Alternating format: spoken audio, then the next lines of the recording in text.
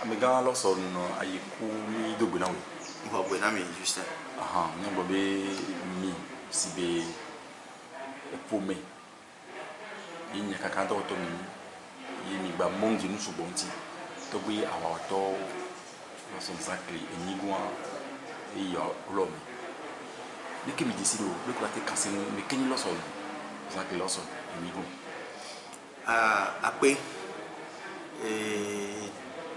togbe ahoto sabato zanki loson amenyigwa kilenyi akangba obe fio gwalenyi anehobe etufia mia to butwa mia blobe ametohere benyi ametohen kenkume benyi o mia de jesibe sukaka hodi muwe ya no kpo mia be tufio wa ka flash andre ongbani tufio ko nani va isan ke we ka fla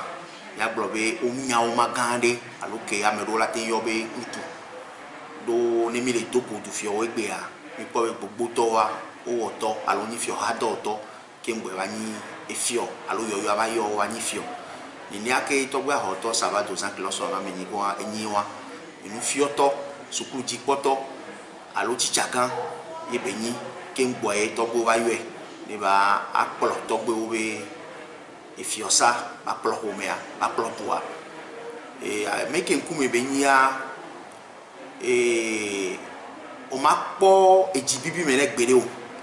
do kaka ga ke me nyam disi togbea nyem dogo ba do mezi mpo ne gbe ko ba ti eji pa o no vi no mi oblewu ne ba me benyi les zozo la filia e na fafava le gidigidi la filia e danafu et nous qui mi ba chisine bubore qui mi la yobe qualité la français be mi a o ma yo to gbe la fome ke ma tona o ba be improvisation bo yo to gbe bo be o to gbe ga mi ara no talon alo ga mi le ke a ne téléphone a be sonner be te so ya kwa yo e prince o mle a me jemo ka la ba do pora pon nene ke mia no vi nya kaka do to mia hon sa o mo va do ane ho be do gbena to gbe ni so telephone gbe yo to gbe kwa ngbro po be a o mi va ga ne mi va ga to me do enu chi kona m do ko mle ti tele sa no ya a o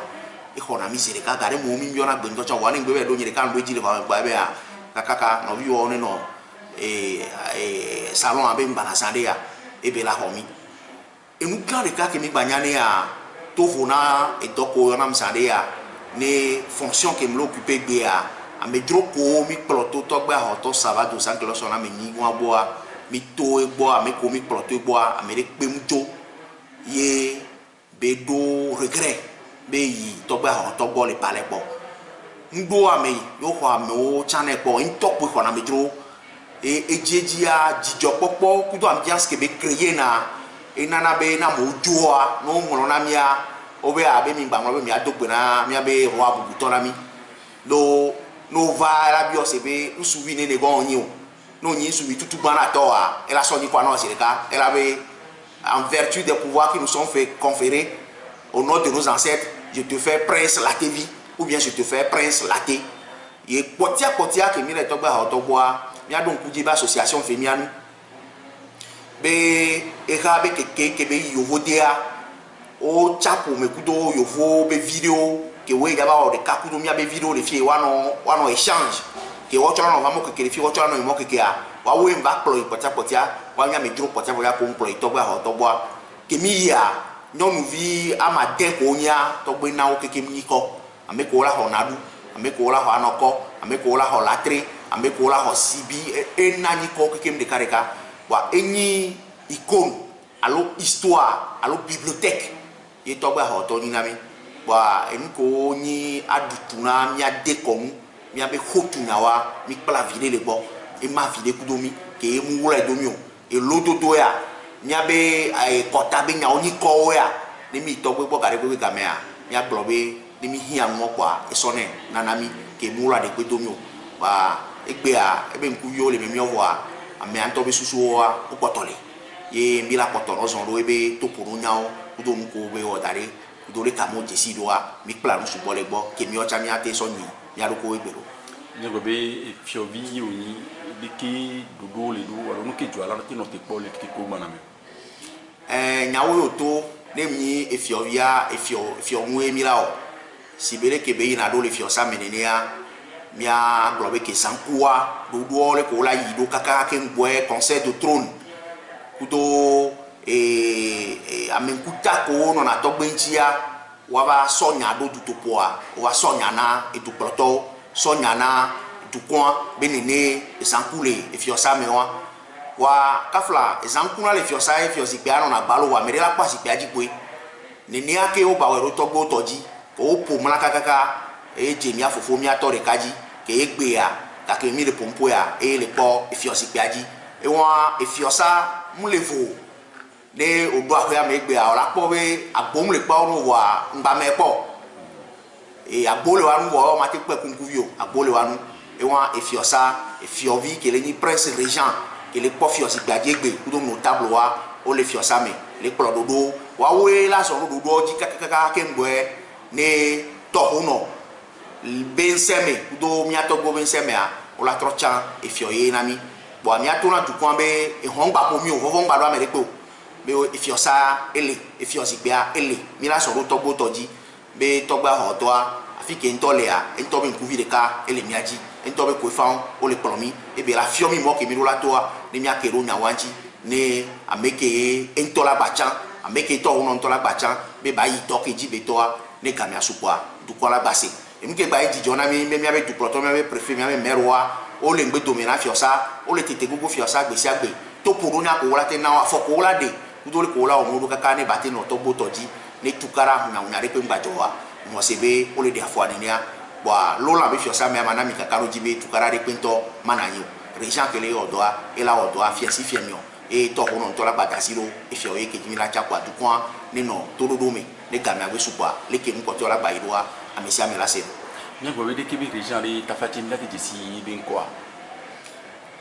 mia be régent bubutoa e le ni prince Lawson body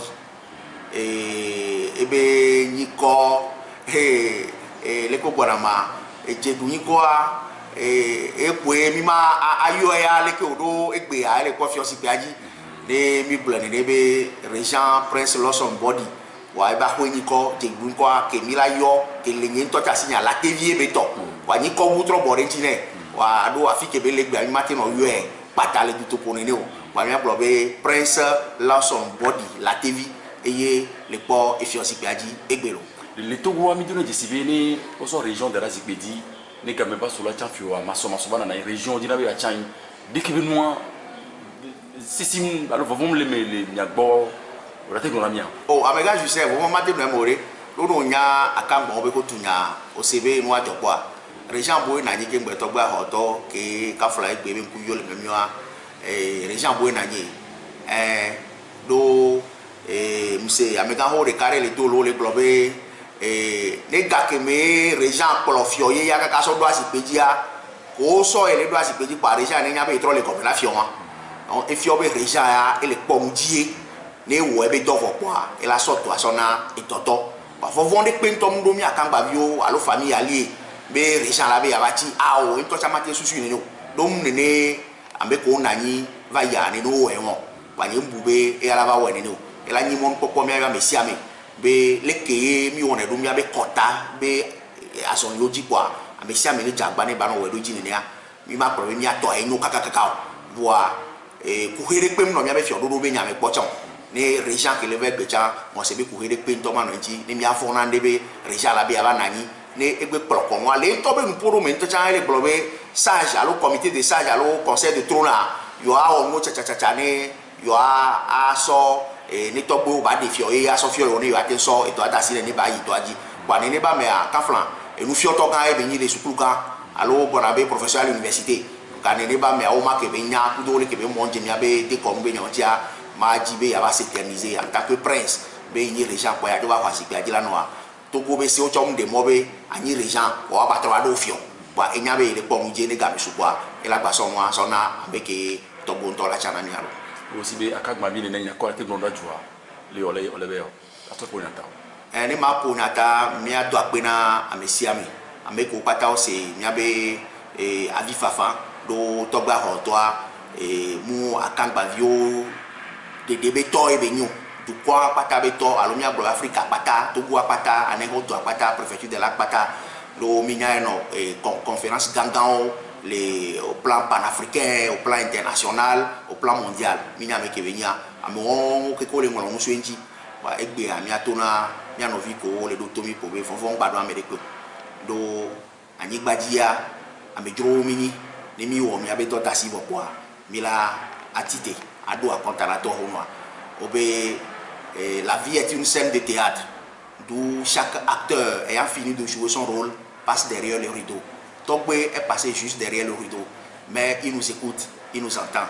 N'ayons pas peur et nous sommes confiants qu'il sera avec nous jusqu'à l'éternité. Après tout, la TV Lawson, ou Mida Benoro. Après,